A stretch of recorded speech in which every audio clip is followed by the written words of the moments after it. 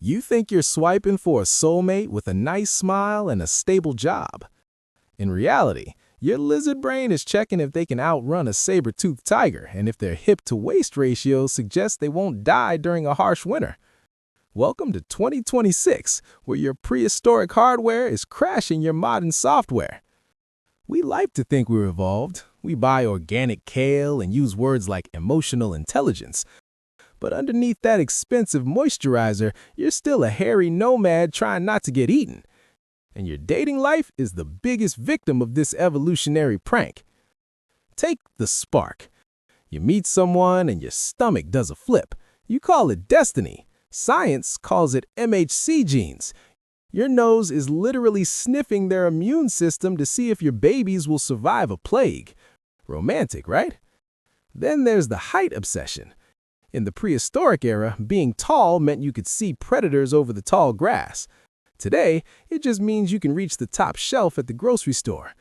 Yet, your brain still treats a 6-foot-tall barista like he's a tribal chieftain.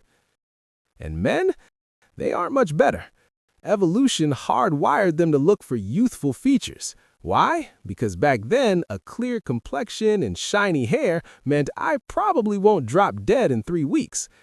It's not a preference, it's a biological survival audit. This is called mismatch theory. It's when your ancient instincts operate in an environment they weren't designed for. It's like trying to play a high-def video game on a calculator. It's gonna glitch. Hard. So how do we fix this? How do we stop being slaves to a 10,000-year-old algorithm? First, stop trusting the spark. If you feel an instant, overwhelming attraction, realize it's your biology talking, not your logic. Take a breath. Second, look for secondary traits, values, kindness, and whether they actually reply to your texts.